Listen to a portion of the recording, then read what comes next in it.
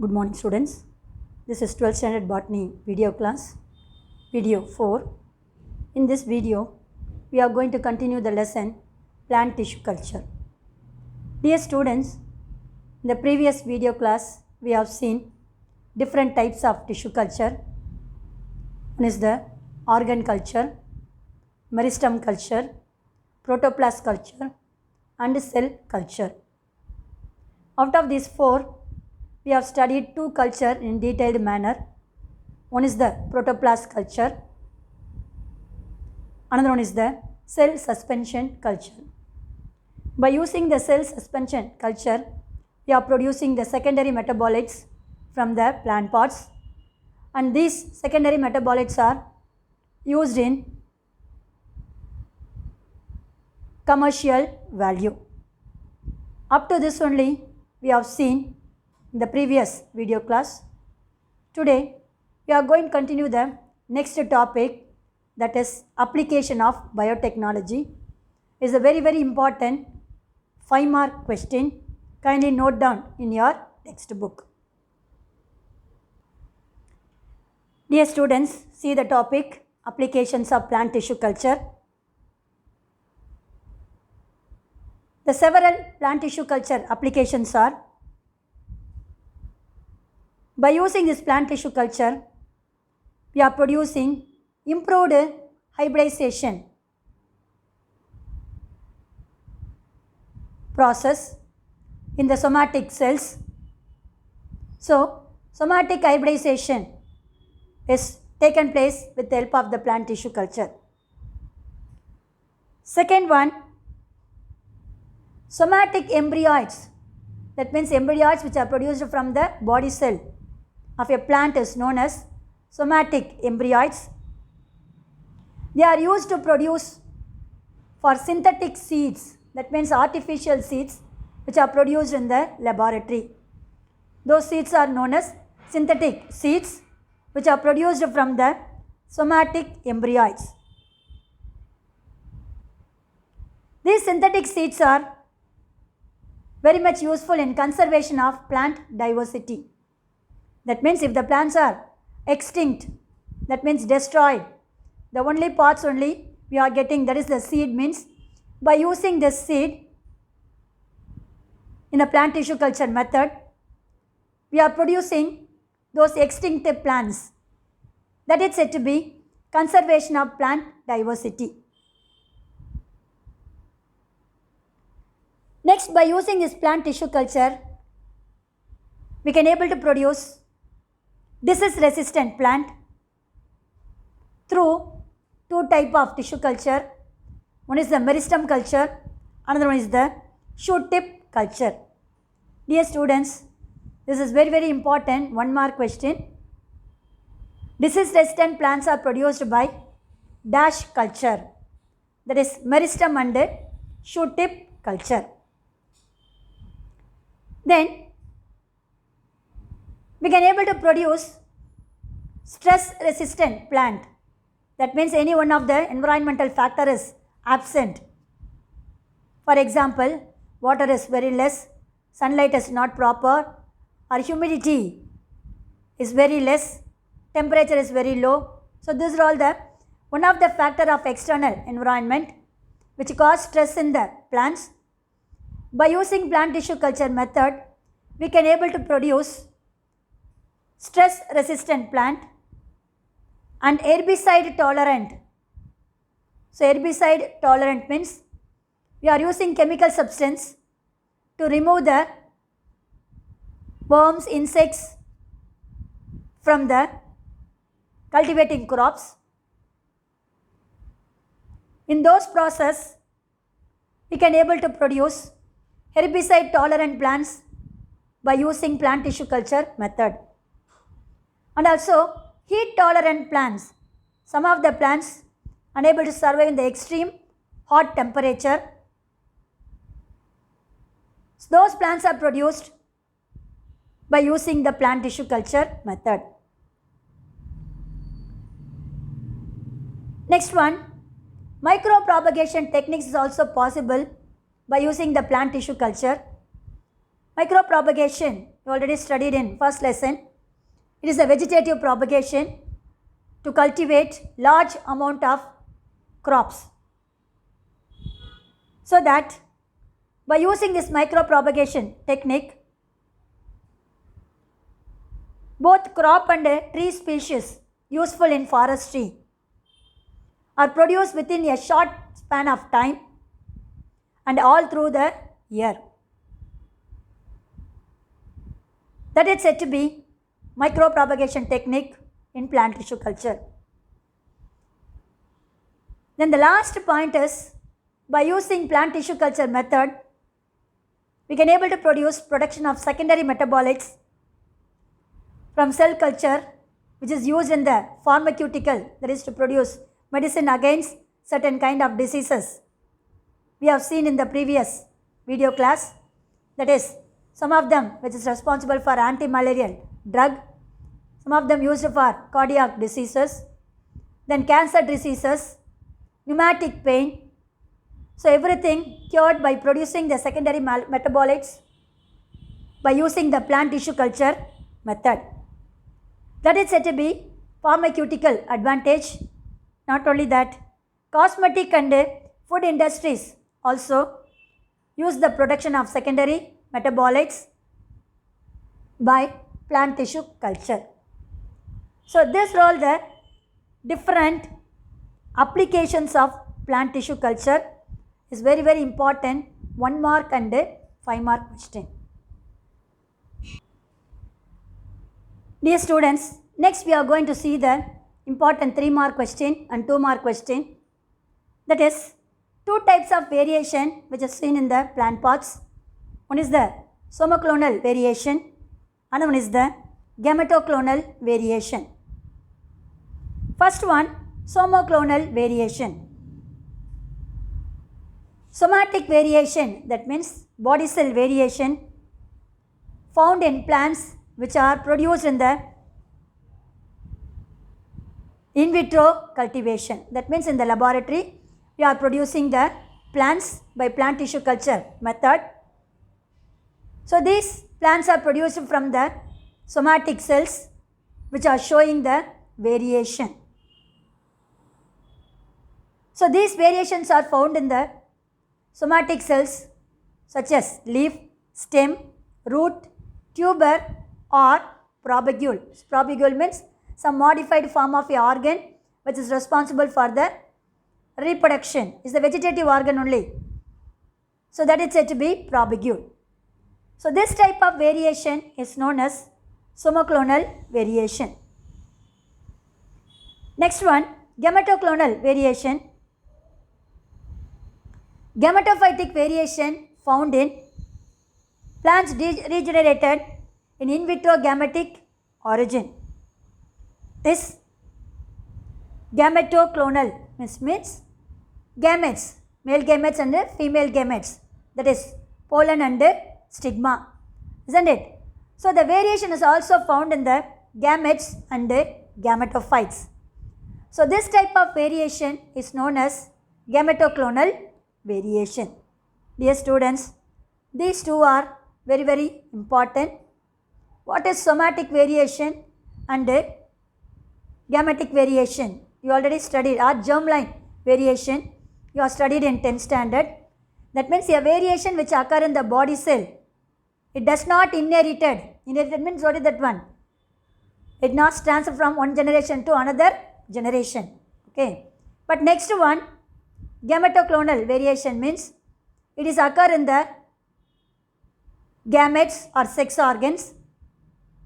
The characters which are transmitted from one generation to another generation, that is inherited. So first one showing variation in the body cell, second one which are showing the variation in the gametes or sex organs. So that is said to be somatic variation and gametoclonal variation. Dear students, next we are going to see the topic cryopreservation. You already studied in a short form in first lesson. That means how pollen grains are stored in the laboratory for future use. That method is known as cryopreservation. In this lesson, it's very, very important. 2 mark, 3 mark and 5 mark question. It's very, very important. Kindly note down in your textbook. How the question will come for the question paper is, write a short notes on cryopreservation. This is the 5 mark question. Then, sometimes it will come for 3 marks, write a short notes on cryopreservation. In 2 marks, what is cryopreservation?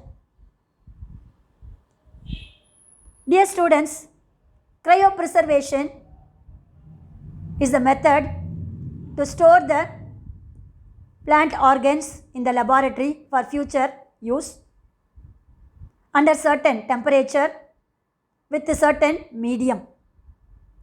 That is known as cryopreservation or cryoconservation. So 1 mark question. Cryopreservation also known as dash cryoconservation. So it is the process by which the protoplast, cell, tissue, cell organelles, organs, extracellular matrix, enzymes or any other materials are subject to preservation by cooling very low temperature, that is minus 196 degree Celsius. Dear students, at the top it is given minus 195 degree Celsius. That is not correct answer. Minus 196 degree is the correct answer by using the liquid nitrogen medium. That is known as cryopreservation. This is the answer for what is cryopreservation. Starting from the cryopreservation up to liquid nitrogen is the answer for cryopreservation. It is otherwise known as cryoconservation. Okay. The tissues of the protoplast, cells, tissues, organs, extracellular matrix, enzymes or any other biological materials are subject to preserve by cooling to very low temperature, that is minus 196 degrees Celsius, using liquid nitrogen is known as cryopreservation.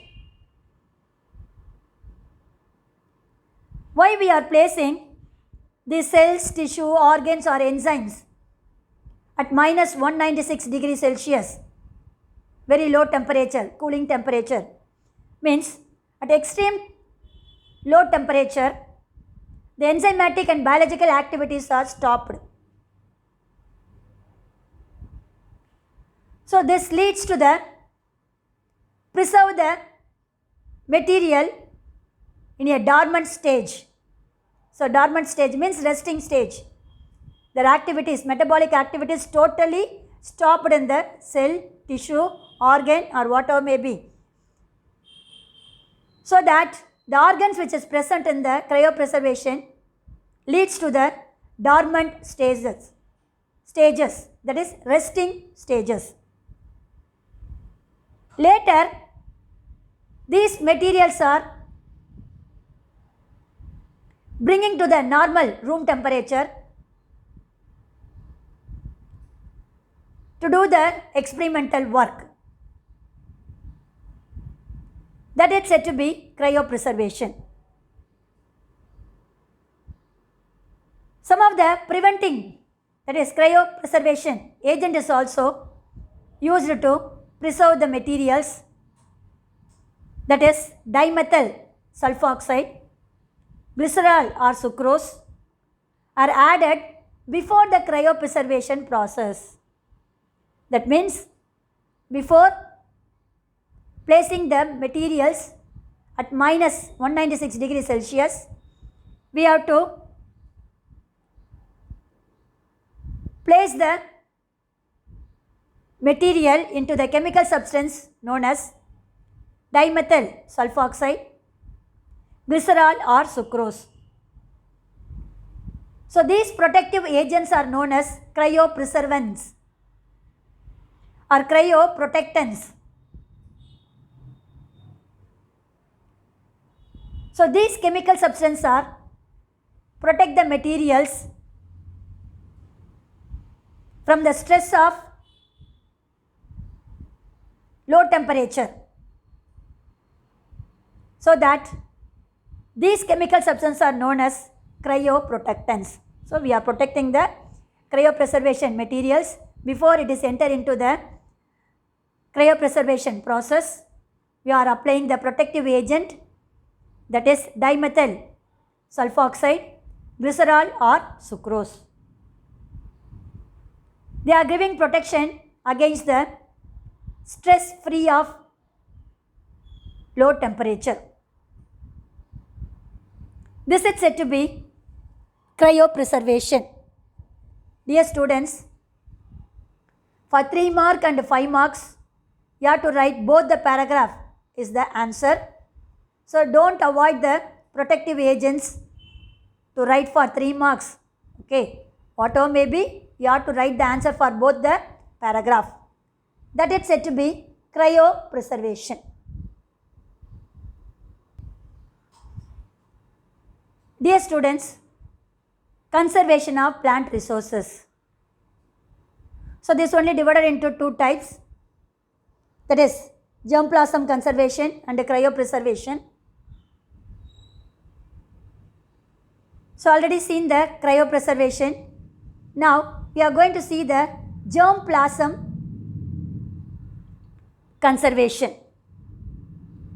Dear students, in this germplasm conservation method, we can able to conserve the genetic resources.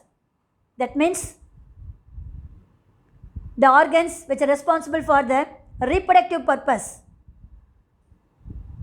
is known as genetic resources, like pollen, seeds, or a tissue of plant material.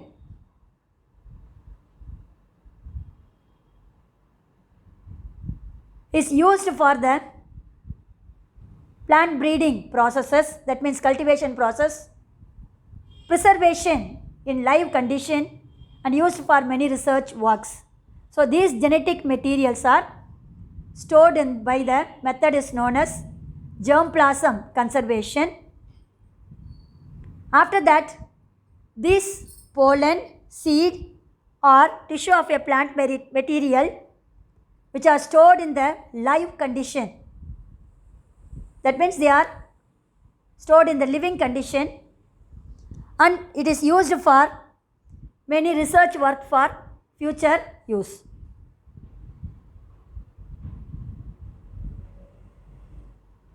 So this germplasm conservation is a part of collection of seeds and pollen that are stored in the seed or pollen bank. So that means by using the germplasm conservation, we are storing the pollen or seed which is stored in the pollen bank or seed bank.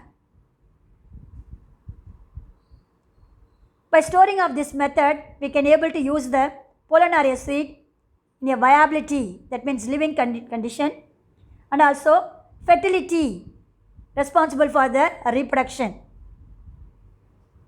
And also not only that, for hybridization process and crop improvement, we are using these kinds of pollen or seed preserved by the germplasm conservation. So that is the advantage of germplasm conservation. What is that one? These conservation which are maintaining the viability, life activity, fertility responsible for reproduction, and also used for hybridization process and also crop improvement. This germplasm conservation may also involve in the gene bank, that means preserving the gene in the laboratory. DNA bank, storing the DNA or preserving the DNA of plant resources for maintenance of biological diversity and also for food security. That means by storing the gene and the DNA, we can able to cultivate some kind of variable crops in the environment, and also we can able to cultivate the food giving crops. That is known as germplasm conservation. Dear students, see the diagram, they given seed bank. That means many seeds are which are stored in the special test tube which is used in the laboratory to store the seeds for future use by germplasm conservation. So next topic is micropropagation of banana. Dear students, it is a vegetative propagation, that is reproduction. We are producing the entire plant by using the plant pots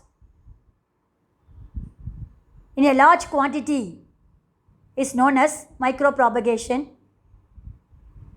The plants which are produced by micropropagation, which are showing the similar character of a parental one, there is no variability. For this process, we can able to cultivate pineapple, banana, strawberry and potato. Dear students, see the bottles or container which is used in the laboratory to cultivate banana in the bottle itself or in the laboratory itself. Once they are produced inside the vessel, after that it is introduced into the natural environment. That is known as, what is that one? Hardening, isn't it? The last step of your plant tissue culture. So this micropropagation can able to produce pineapple, strawberry and banana plant in the laboratory itself.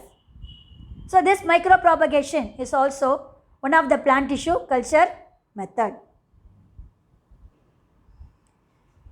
Dear students, see the protocol. It means steps involved in the micropropagation process of banana.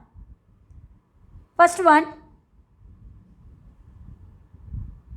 in vitro micropropagation of banana, that is Musa species. That means the banana which is produced in the test tube itself is known as in vitro micropropagation. Then sucker surface sterilized with 1% sodium oxychloride for 30 minutes. Suckers. What is the suckers? That means a stem which are running horizontally on the ground level is known as suckers, isn't it? So in Musa plant, the real stem is buried under the soil. We all know that one and also studied in 11th standard. That is known as rhizome. So these rhizomes are taken and sterilized. That means get rid of microorganism which cause diseases with a chemical substance 1% of sodium oxychloride for how many minutes? 30 minutes. Then from that suckers,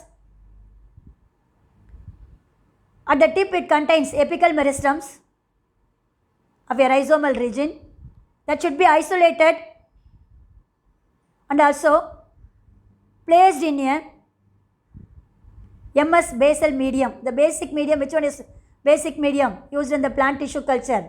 Murashik and Skoog medium is the basic medium used in the plant tissue culture. I already told you is the important 1 mark question.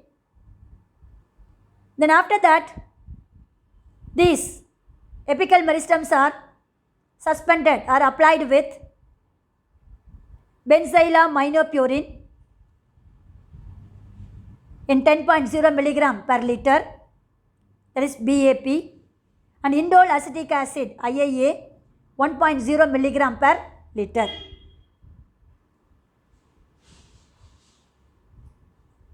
The next one, induction of shoots within 168 days. That means A small organ which is produced from the callus is known as induction of shoots within 168 days. The next, kinetin, that is cytokinin, 2.0 milligram per liter, and NAA, naphthalene acetic acid, 0.5 milligram per liter for root induction. So along with then after that we are applying these two chemicals for the protection of root. So first one, induction of shoot within 168 days. Then we are adding two growth hormones. One is the cytokinin, another one is the synthetic auxin, NAA. What is that one? Naphthalene acetic acid, 0.5 milligram per liter for root induction. Then acclimatization in polyhouse. That means we are placed in the laboratory for the protection of plants in the laboratory, that is known as polyhouse. So polyhouse means not only banana cultivation, the other cultivation is also taken place. That is said to be polyhouse. Okay. Then followed by shade house. Then after that it will be placed in the shade house under 50% of light for hardening process. That means we are placing the plantlets into the natural environment with a 50% light only. Then afterwards, the genetic materials are tested in uniform manner, and then after that it will be transferred to the field for cultivation. So that is said to be a protocol of micropropagation of banana. Dear students, up to this we have seen what is cryopreservation, what is germplasm conservation, applications of biotechnology, and what is micropropagation and protocols of micropropagation in banana. Dear students, up to this I conclude my video. Remaining we will see in the next video class. God bless you. All the best children.